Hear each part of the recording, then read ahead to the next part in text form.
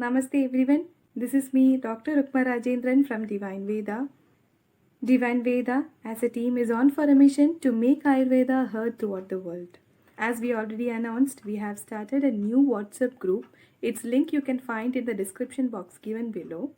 And the purpose of this WhatsApp group is to mentor the subscribers on a day to day basis on their health and fitness. In our today's video, we'll be discussing about prebiotics and probiotics, what are the difference between prebiotics and probiotics, their importance in our health, and what foods to find them in. So, without a delay, let's get into the topic then. Prebiotics and probiotics both support our gut microbiome health, but they are not the same, and we should not get confused with these two. Prebiotics are the types of dietary fibers that promotes the growth of our gut-friendly bacteria. These bacteria provides nourishment to our colon cells and maintain a healthy digestive system. But probiotics are edible sources that actually contains health promoting microbes or bacteria. According to Ayurveda, we are what we eat and digest. So, prebiotics and probiotics are very much beneficial for a healthy living because these gut-friendly bacteria plays various important roles in our body, not just our colon. Like it provides protection against metabolic disorders, it helps to maintain a healthy body weight, it improves our immune system as it wards off the pathogenic factors which can make us ill. It maintains the internal lining against leaky gut. Prebiotics and probiotics go together well because probiotics and gut friendly bacteria cannot survive without prebiotics because these prebiotics are an important source of sustenance. You could have probably already consumed the prebiotics without even realizing it because they naturally occur in plant foods. The most stable source of prebiotics are specific types of dietary fibers. However, it doesn't mean that all fibers are prebiotics. Some insoluble fibers cannot be broken down by our gut microbes. But these insoluble dietary fibers give mass or bulk to our stool, like phycelium husk. These prebiotics help you to regularize your bowel movements, thus preventing constipation and other abdominal discomforts. Increasing your prebiotic intake is very simple. Try to eat at least 30 grams of fiber per day from plant products. If you want to increase the stakes, try to eat the rainbow and get 30 plant foods of different colors into your diet per week. So, the list of prebiotic foods are apples, barley, legumes, garlic, onion, beetroots, banana, whole grains, oats, flax seeds, berries, blackberries, citrus fruits. When it comes to probiotics, these are edible sources that actually contains beneficial bacteria which enters our body and usually through the intake of fermented foods. Thus, the probiotics in the fermented foods and supplements may benefit the health by breaking down the food and boosting our immune system. Fermentation is advantageous for humans because such foods provide a great way for the beneficial bacteria to enter into our body.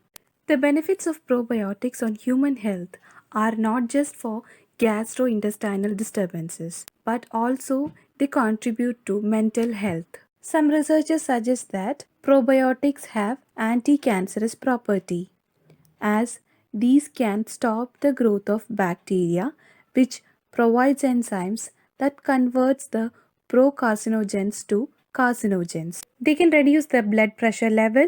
Interestingly, a new field of research is looking at the effect of gut bacteria on the brain.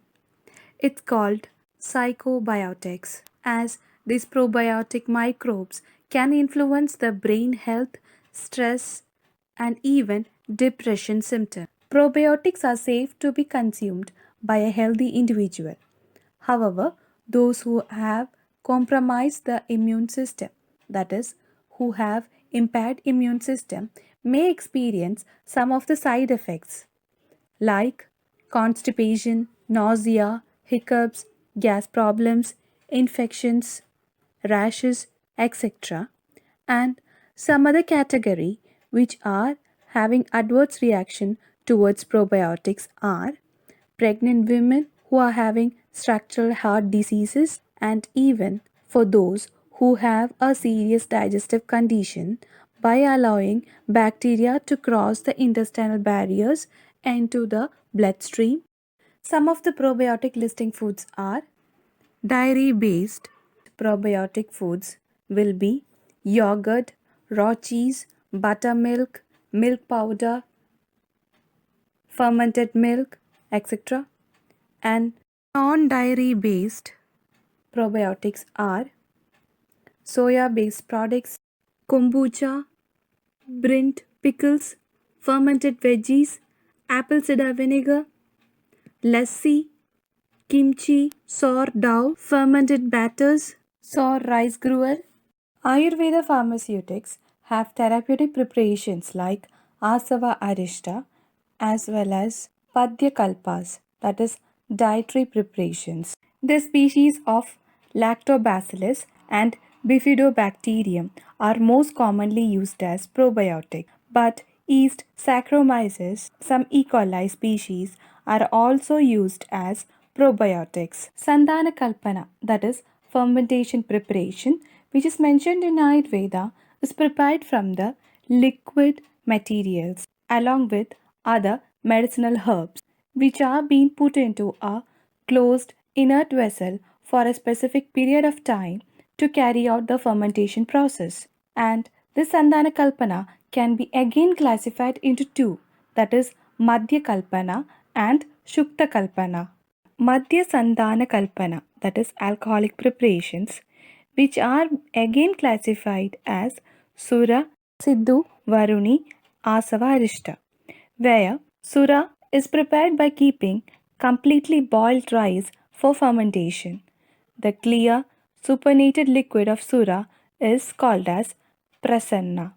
The rice based fermented products are believed to give more health benefits over the dairy based products. And the second category is Siddhu, which is prepared by fermenting the sweet juices of different fruits with or without boiling them.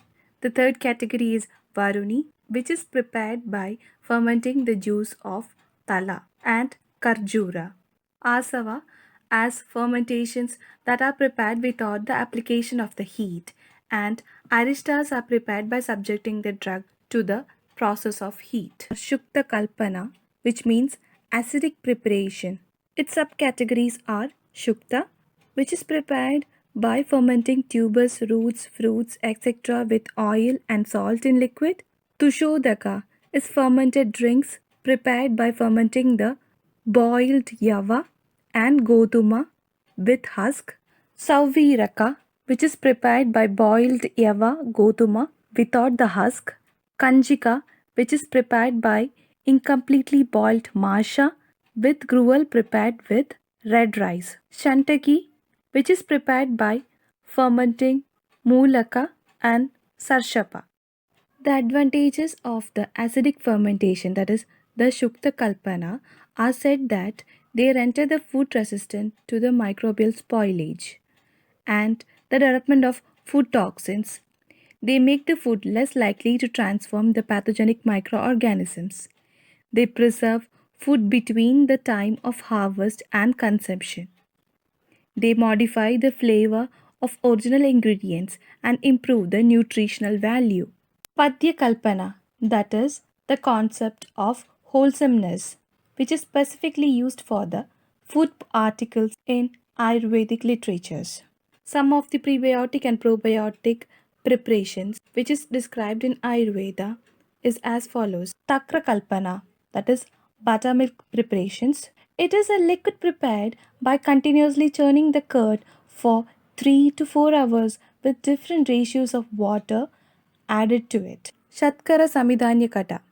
In this, take 1 part of takra, 1/6 part of shamidanya, that is, pulses and legumes such as green gram, Bengal gram, black gram, peas, beans, etc., in a earthen vessel and boil it over a low flame, and it is then reduced to the half a quantity or 1/4 quantity.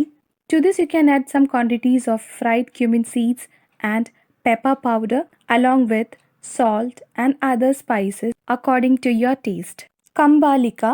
It is a soup preparation using dadi mastu, that is the upper liquid portion of the curd. For this, you require 1 part of dadi mastu and 1/8 quantity of mudka, masha, etc., which are boiled together to form a soup. To this, you can add oil, salt, cumin seeds, lemon juice, cinnamon sticks, cardamom, etc.